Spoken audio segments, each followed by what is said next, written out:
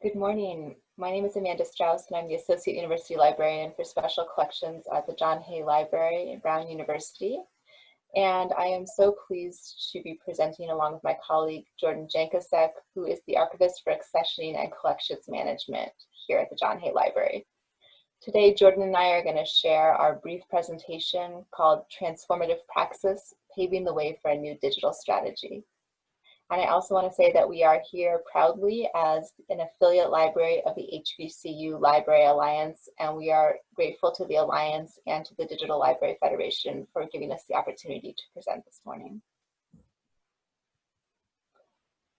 You belong here.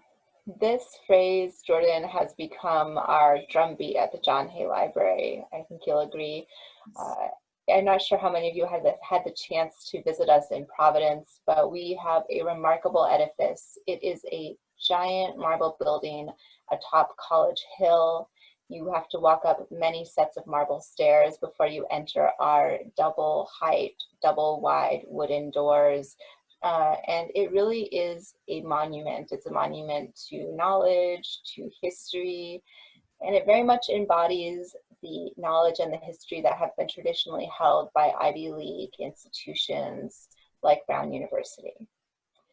We are in a new era. We are in an era of transformation, and when we can no longer, exist in this kind of model. I'm the first woman to hold my position. We have an increasing number of first-generation college students. We want everybody who walks through the door to be able to see themselves in our collections. We want that for our students of color and our community members of color, for our LGBTQIA+ students, for our students who are differently abled. We are a Carnegie Library and we're open to the general public, and we want cultural heritage, the cultural heritage that we have the honor of preserving, to be available to people, for people to see our building and to know about us and our reputation and say, oh yes, I too belong here. So how are we going to get here is the question. So, I do want to jump in, Amanda, too. Yeah. One thing, we host this senior open house every year, and the students come in during senior week, and we have a plethora of our collections for them to look at and interact with. And one thing they always say, and one thing we always hate to hear, is, I didn't know I could come in here. I didn't know that these things were available to me. Can I touch them? Do I need to wear gloves? And this phrase, you belong here, and everything Amanda just said is completely tied in to both our collection policy and where we're going with our future digital strategy.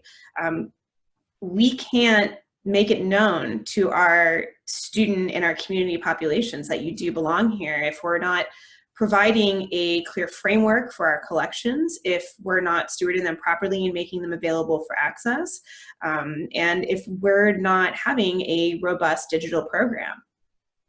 That's right, Jordan. The question of how do we get from where we are right now to having You Belong Here be something that's not just on our walls in big lettering is an open question, and we want to share with you today the steps that we've made over the past year to transform our institution into a place where people feel that they belong.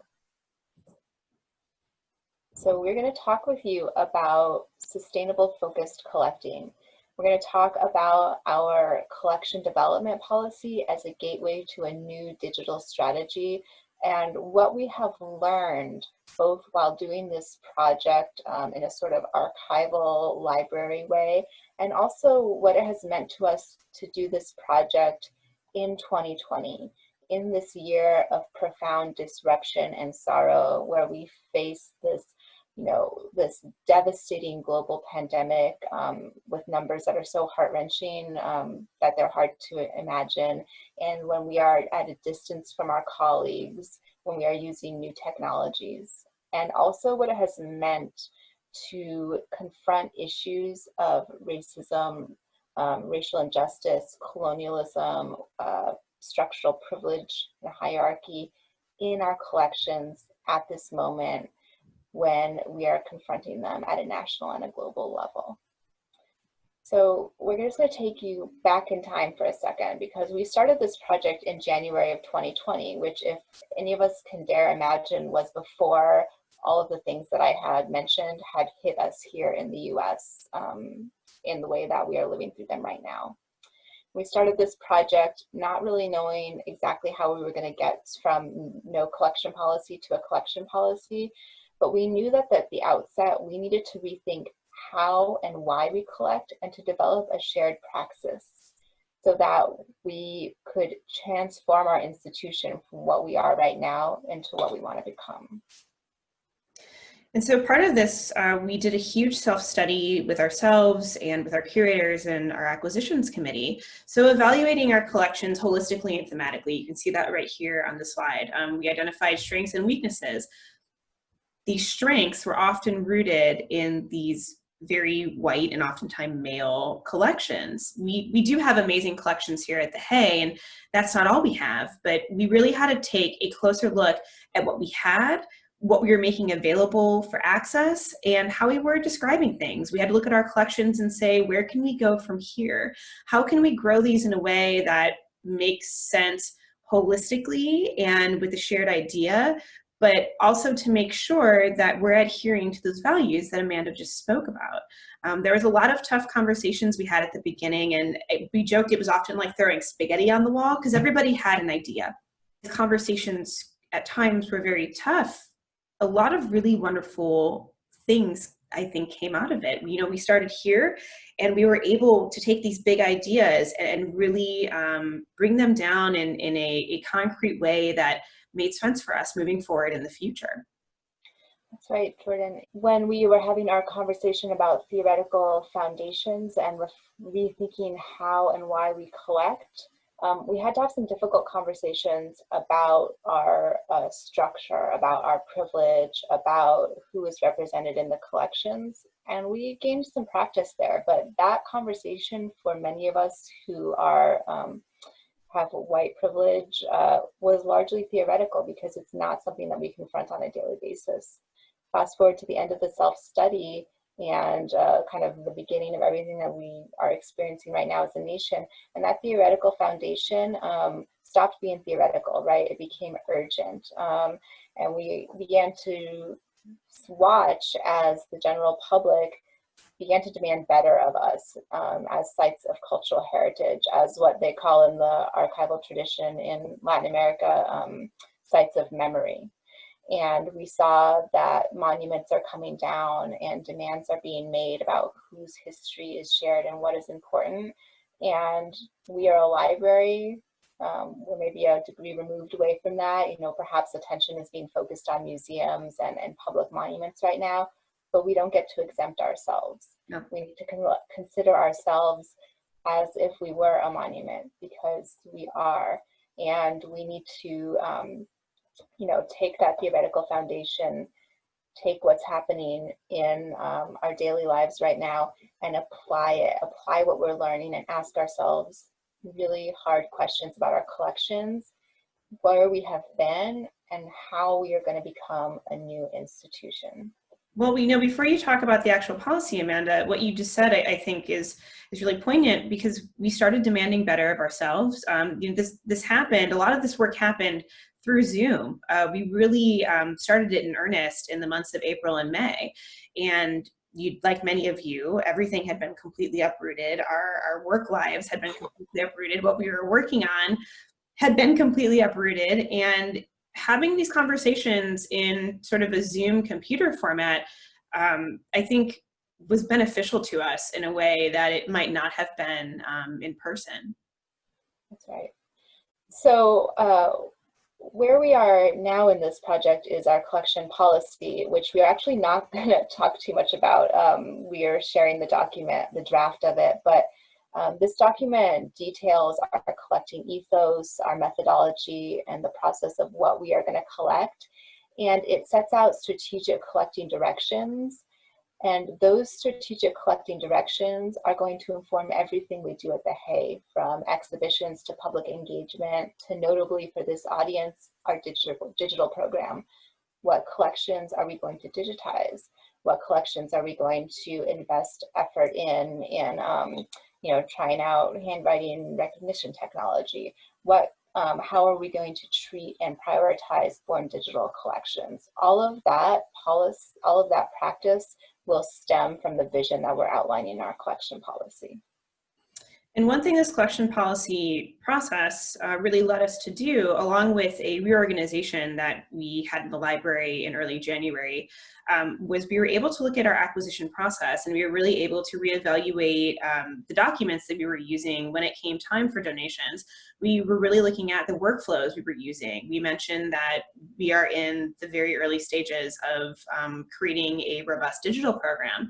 And so we're almost very lucky in the sense that we kind of get to start from the ground up with that. Making sure we're incorporating, information from born digital materials into donor questionnaires, into the deed of gift, into our documentation.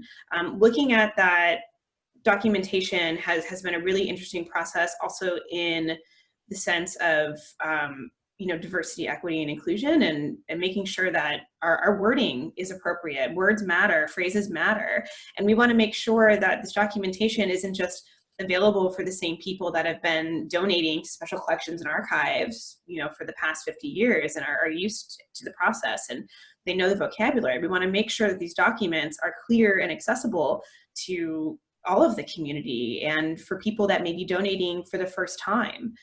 So that, again, was born out of this entire policy process, but really taking a look at our documentation and its workflows. It's been a really nice process, and I think it's going to be really great going into the future.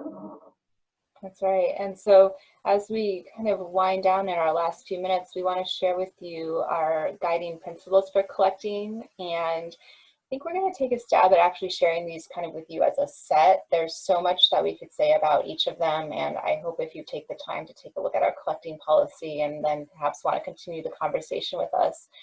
But what I want to say here is that we are, through these guiding principles, we are taking a stand that our collecting and then our operational strategies will be guided by diversity, equity, and inclusion, but not just diversity, equity, and inclusion as a way of kind of ameliorating our past and kind of, making ourselves as an Ivy League institution more palatable.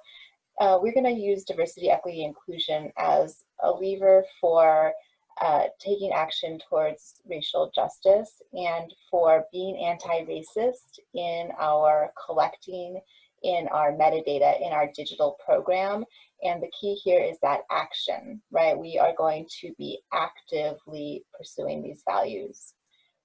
In the same ways, we are really thinking about our sustainability financially as an institution, in terms of our environmental footprint as we are in the midst of global climate disaster. We are engaging with our communities and asking really hard questions of ourselves, learning more than we are talking, approaching our local communities with humility, striving to form mutually beneficial partnerships that are based on reciprocity, being part of a local regional ecosystem, and being willing to step back to deaccession. Perhaps we are not the right repository. Perhaps this material belongs with somebody else. And all of this really ties into stewarding our collections appropriately. The position I had before I had the position now was a survey project in the library, and something that became very apparent to me was that we were not stewarding our collections appropriately. We were not housing them in the correct way. We were intaking more than we could make available to the public. I mentioned earlier that words matter. We were not describing our collections in any sort of inclusive way. And Amanda mentioned these community partnerships, and I know this is something that Amanda cares greatly and deeply about, and that I think the rest of the Hay staff has really taken in stride. And when we're working with the community, and I mentioned those groups that are maybe donating to the Hay for the first time, we should be learning from each other. We're not just explaining to them that we're going to take their material in and show it to whoever wants to see it in the reading room. We should be learning from them. How would you like your materials described? Are we describing them in the appropriate way? How would you like to make them available? What does access mean? When we say we're going to make digital preservation, we're going to preserve these materials, someone might not know what that means. And so it's not just, you know, taking these materials in and having a home for them, but making sure we're really doing our due diligence. And this also goes in, Amanda briefly mentioned the sustainable collecting. We have a duty to make sure with climate change here, it's not knocking at our door, it's here. Are we really being thoughtful about our intake of materials? Are we being thoughtful about the boring digital materials that we're taking in, and if we can make them available? Amanda mentioned, do we need to keep everything? No, we should be constantly reevaluating what we have, not just the amounts of it, but to make sure that it is being described correctly and it is available for the public. That's right, Jordan. That is so beautifully said. And I think as I, think about summarizing this project, and I think about what it has meant to do this deeply introspective work, this work that in the midst of disruption, where we have found this fissure in our lives that is allowing for new growth, is the fact that we can ask ourselves very difficult questions about who we are as an institution, who we've been, and who we want to become, and how that is reflected in our collecting policies, in our digital preservation strategy. And we will be okay, and we will be stronger for it, and that we can approach that with humility. We have great knowledge and expertise. We have beautiful collections and a wonderful space. We build from strength. The people who bring their collections to us have been preserving them within their own lives, within their own families and their own communities for decades. And if we enter into a humble conversation, a conversation built on learning and reciprocity, we are going to emerge much stronger. It's not just going to be about institutional collaboration, but it's going to be about moving forward together, which is ever more important as we are together while apart in this pandemic.